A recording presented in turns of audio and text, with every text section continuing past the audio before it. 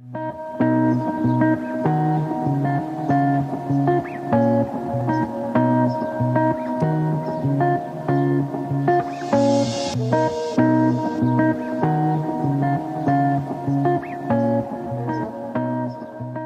hello, everyone. Welcome to another AwareNow Unplugged. We are live, ladies and gentlemen, from Germany, where we have the amazing Coco De Bruycker. Hopefully I said that correctly.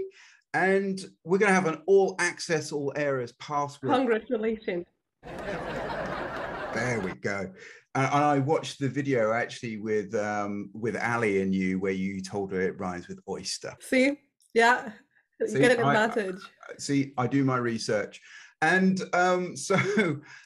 we're going to get into all the areas with our wonderful rock star today. Let me just give you a little bit of a background about this wonderful lady. She's an ambassador for AwareNow for Disability. She is an actress, a voiceover artist, speaks from the heart.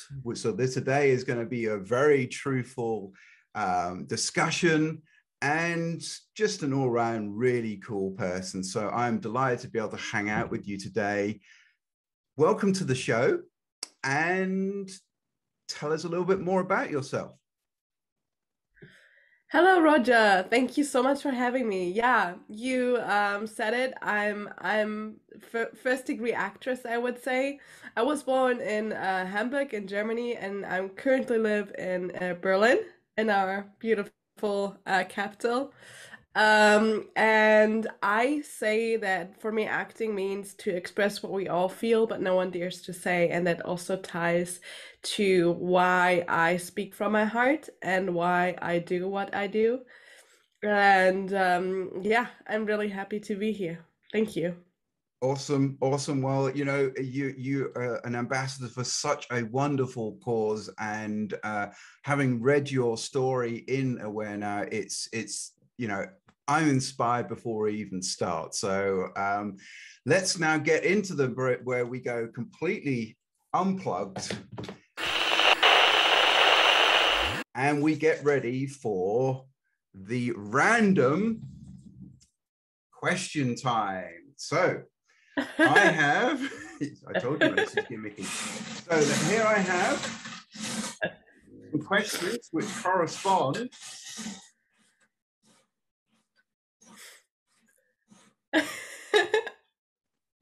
Hey, it's all real.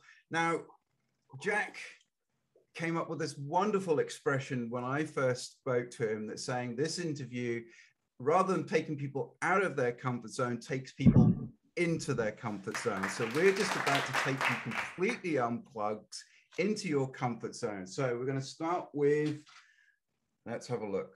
Number 60. Let's see what number 60 brings us. Question number 60. What a great start this one is. What celebrity impression can you do? And demonstrate it. Okay, it's getting real now.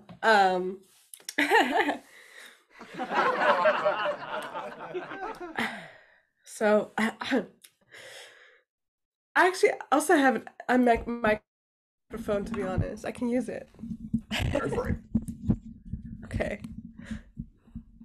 Let's go for it. I wanna be loved by you, just you, nobody else but you. I wanna be loved by you. Hello. Boop, boop, be do. See, I know the next bit. Wow. Yeah, that's it. Well, but also, like, only thanks to my mom, because she started it. Well, to be honest, I thought that question may trip you, but you knocked that one out of the park. So, all right then, clever Clogs. Now we're going to move on to the next one. So, question number 3. One day I'll be super slick and I'll have this all to hand. But for now, I like this side. What kind of things really make you laugh? What kind of things? Being with my best friend, I would say, like she always makes me laugh. I don't know how she does it, but she always does. And yeah, yeah, being with her, I would say. Awesome. Everyone needs a best friend to laugh with. Number 11, how would you like to be remembered? How would I like to be remembered? I want to create something that people that contributes to people. So like it it shakes them to their core. I think it's something creative. So yeah, I wanna be remembered by touching their heart and having, when your heart is touched and you have this fuzzy feeling in your chest. Like that's what I'm going for. That's beautiful. When you have that type of connection, words drop away. So I know exactly what you mean. It's like the friend who you haven't spoken to for a long while, and you pick up Yeah, and you just like carry on as if nothing had ever. yeah, Yeah, it's beautiful, the best. Yeah. beautiful. Oh, I love it. I love it. Okay, number 65. Have you met a celebrity or a hero, and have you been starstruck? Definitely. When I was in New York, there's this story of mine that uh, um, I was waiting by the stage door for Denzel Washington because he was playing on Broadway, and I was waiting there day in day out every day, and I also saw his show once, and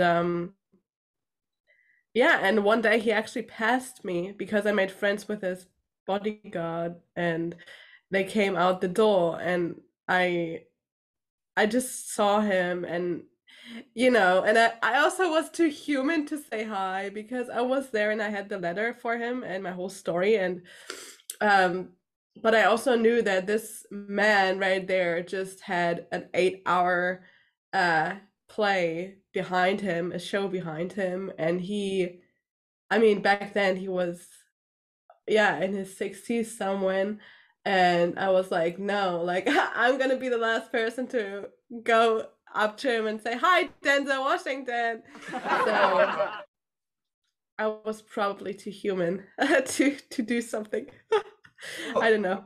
I think that shows a great amount of empathy and humility because, not many people would have gone, well, he's actually been working really hard. They'd have gone, hey, and just blundered in. So I think that actually shows, I think that shows you very well in that actually you're thinking about other people. So I think that Huh. relates back to how you'd like to be remembered on the touching people's hearts. So I'm sure when Denzel watches this, he will reach out to you immediately. So don't worry, you will get. Yeah. There was, yeah, actually I produced a video, and it was called Denzel, give me 70 seconds to convince you that I'm your acting buddy to teach. And this video was exactly 70 seconds long to, convince him that I'm the perfect student for him. Yeah. Well, I know the powers that be will be able to actually have a word in Denzel's little ear. And yes, you heard it here first, people. Denzel and Coco sounds like a movie to me. So let's move on to the next question. My lucky number 13. Oh, wow. My mom's too. That you see. Um, so, what is one of the worst pickup lines you've ever heard? It was actually in LA, and I made the mistake that I walked the streets of downtown LA by day as a woman by myself, and there was this guy, and he says, "Oh, I'd love to take you home, but you're a little bit slow, so I can piggyback you if you like." Do you know what?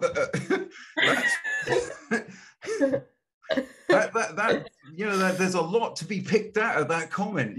So and what did you say?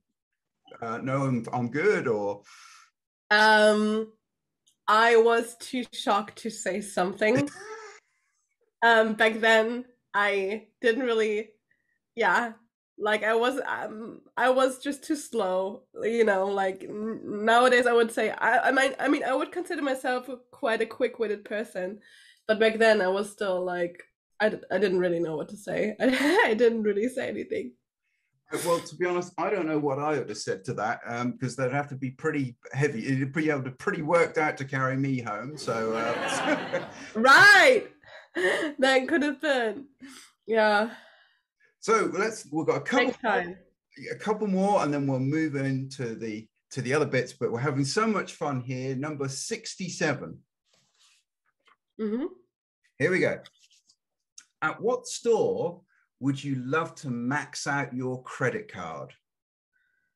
What store? Um, I don't. I know it sounds weird, but the first thing that popped into my head was the rainforest because ever since I was 14, I wanted to buy the rainforest, and I'm like, if the rainforest was a store, I would probably buy the rainforest. Well, to be honest, I want to save that. I want to save that guy. It's like, well, I love that. I love that. Okay, Brazil, take note. Coco's coming armed with a credit card. So, final yeah, question. I'm coming for you. I'm coming for you. No one is safe, not even the rainforest. So, number 58. Um, how do you think you'd fare in the Hunger Games? Say it again. How do you think you do in the Hunger Games? I think I even dreamed something about the Hunger Games or something because it was, yeah, maybe I could have. I think I would only survive if I had multiple identities. I wouldn't survive if I only had one.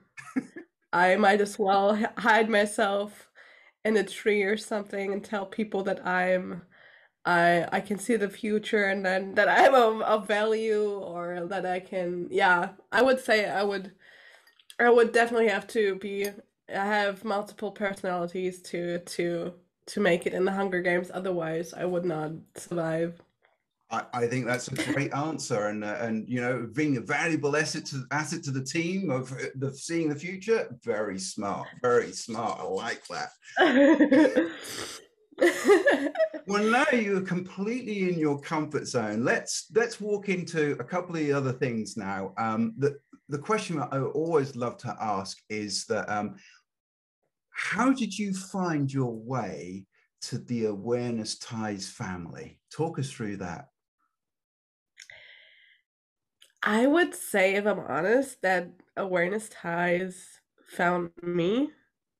So I spent the last few years, like 3 years, on social media, dancing, especially every day. And I called it, nowadays it's called my 15 seconds a day dance challenge, but it started off as dancing against depression be- because I've always been dancing in my bedroom when I was sad. And one day I had this thought that I could share this experience with the world. And um yeah, and Jack and Ali, they saw me dancing, and they also saw, what I put out there. And what's important to me is every time I posted something, I told myself I wanted to touch at least one soul a day. If I touched one soul a day, my day was made, like you said. And yeah, my my mission was complete. And yeah, and um we were in loose contact. Hang on, I'm just gonna grab a tissue. It's the fall. Everyone's got sniffles. There's no problems Oh about my that. God, yes. No, I was really sick this week, actually. I was still even thinking, am I gonna be okay? doing this interview, but I'm okay. Well, Um, thank you for turning out. Even though you aren't of tip top health, you're still killing it here. So that's great stuff. I'm trying. I'm trying. So yeah. And Jack and Ellie found my content and my stories and my thoughts and my posts and yeah. And one day I got invited to the interview for the Aware Now magazine. It was in February this year, February 2021, and yeah, and that was the beginning of a beautiful friendship, I would say. That's what started it all, and I yeah, I think Instagram connects. So I love that, yeah, and your 15 seconds dance challenge. I've seen and read. It's what a great liberating thing to do. So I applaud you for starting and you've got people from all over the world to come and do it as well, which is wonderful. So you are touching souls, and that's the creative side of you, which is magnificent. So next question I'd like to ask you is, what does the word awareness mean to you? awareness means to me to be vulnerable, to ask uncomfortable questions, and to be present with the other person. Mm. And that, yeah, that's what the word ties together, I would say. I mean, to be honest, such a wonderful answer, because you can't be aware if you're not present. So I think that's a very, very important thing. And you even like now, you most of you are not feeling your best, but you're here, you're present, and you're bringing all of yourself to this moment, this second, and that is the awareness stuff. So That's true. wonderful answer. Love it, love it. Um, well, look, now I'm going to take you to maybe a time where there was not as many sort of laughs and giggles, and there was a time where you had a sort of a big revelation, something you had to overcome to get you to where you are now. I know there's much more than one, but if you can grab one thing to share with us, what would that be?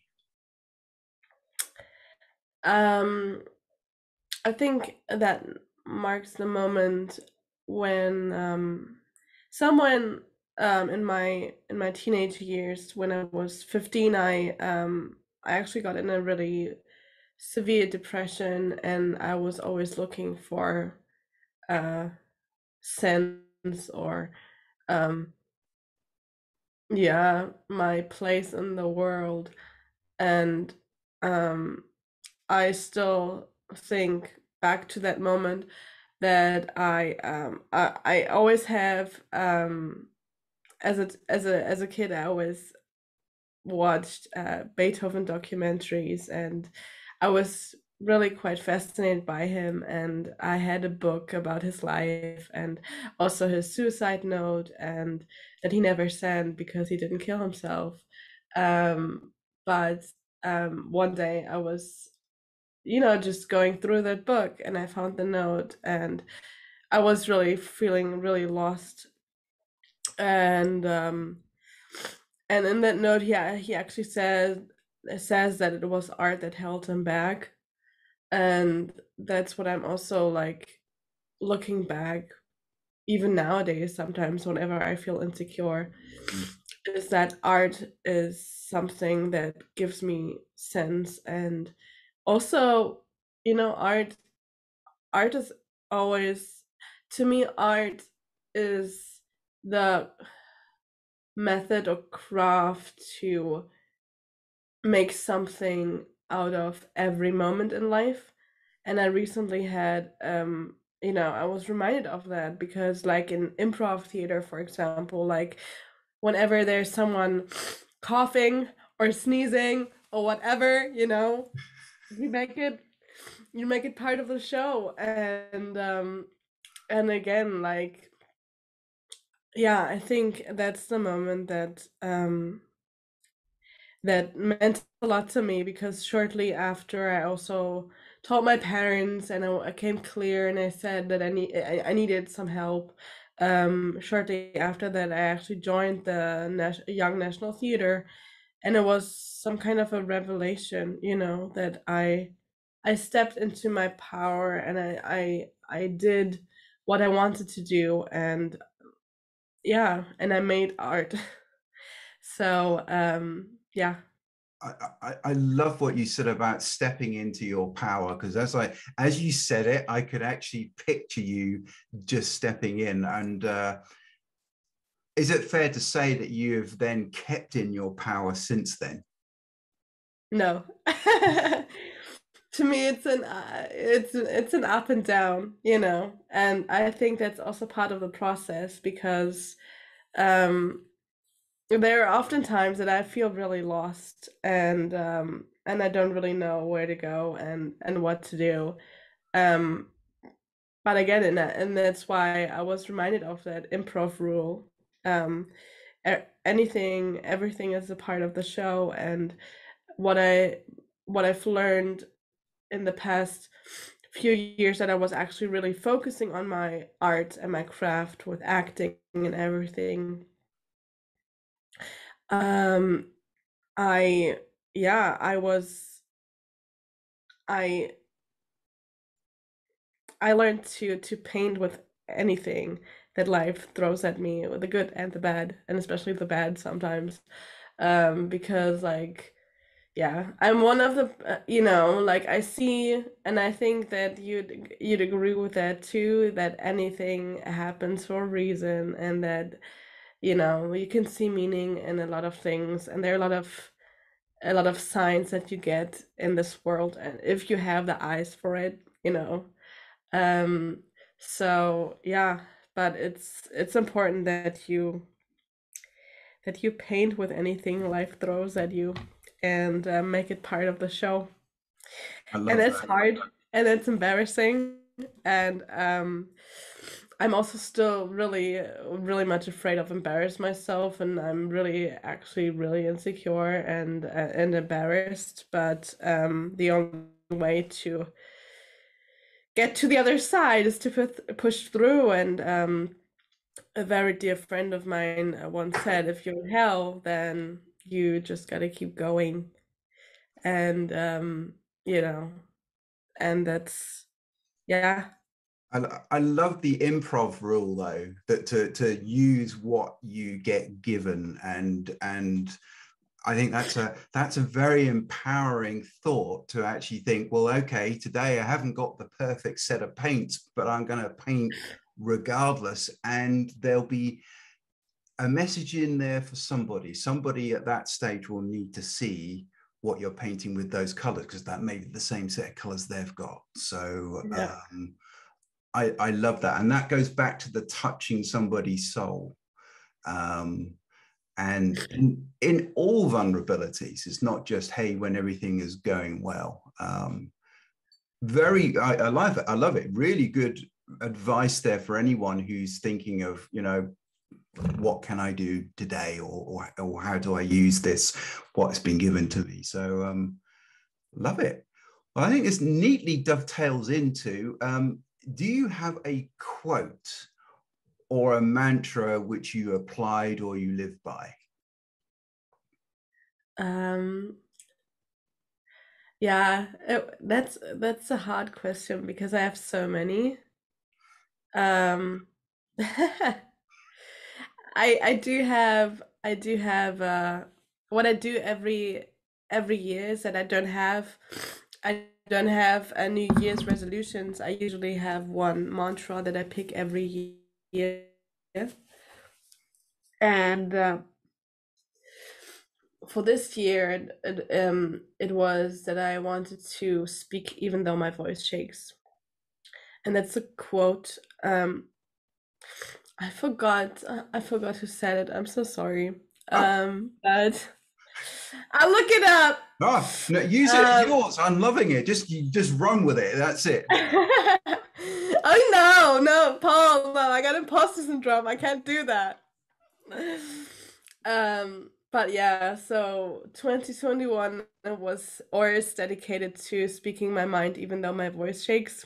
And it's been also really tough and hard because like I said, um it's it's hard to speak even if your voice shakes and I'm still struggling a lot of judgment and insecurity But you see it. myself.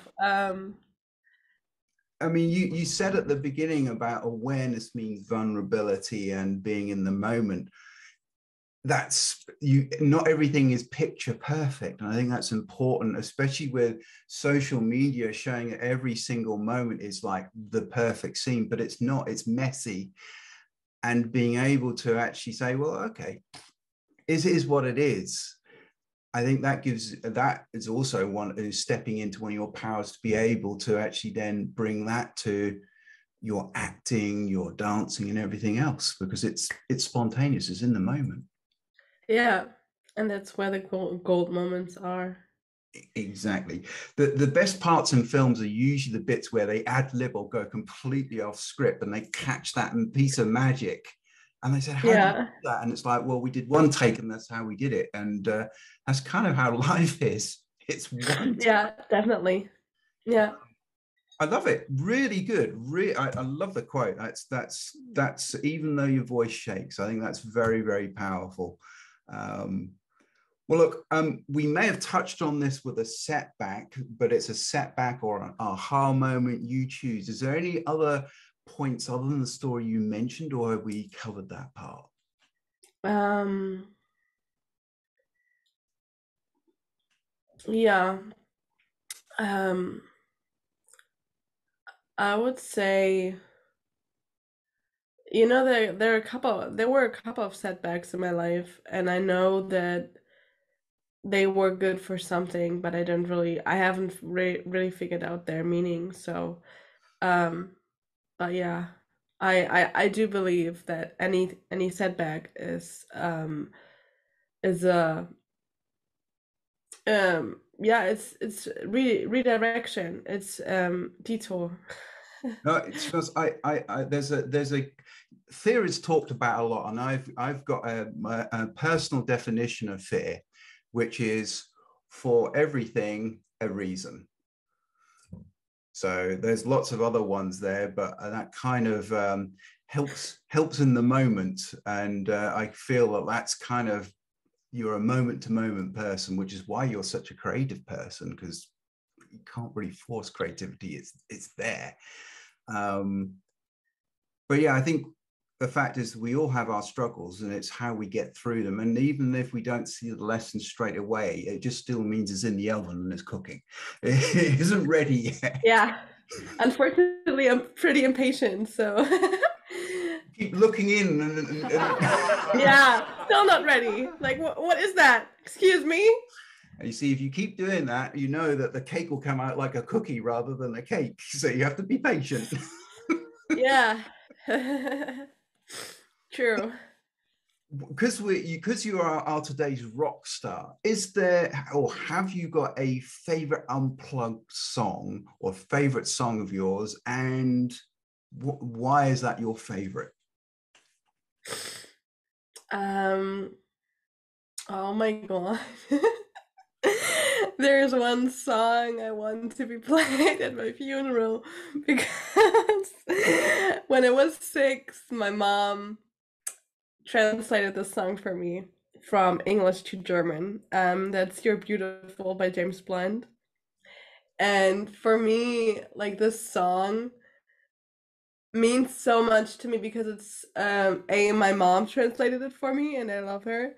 But also it showed me that language can really be, you know, language connects people, and that's why learning languages and also learning or speaking languages is really important to me. But also in the song, he sings about this woman he meets on the train, and it's also like this gold in the moment, and he doesn't know if he's ever gonna see her again, and it's actually pretty sad, but he just remembers her beauty, and I don't know why this song stuck with me. I mean, I do know, but I just told you, but Yeah.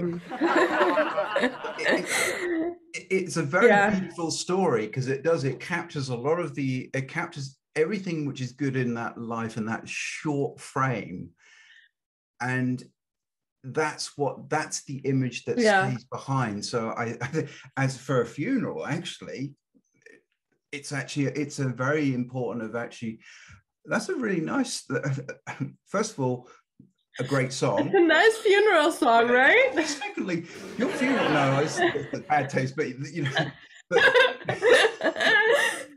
there you go. If you want James Blunt, you know where to find him, and just keep an eye on this lady, but hopefully not too soon.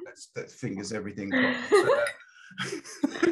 But the reason, the thinking behind it is very is a really a beautiful image. So thank you very much. So what are you working on now? Because I'm interested to see what's going on in your what's cooking in your kitchen at the moment.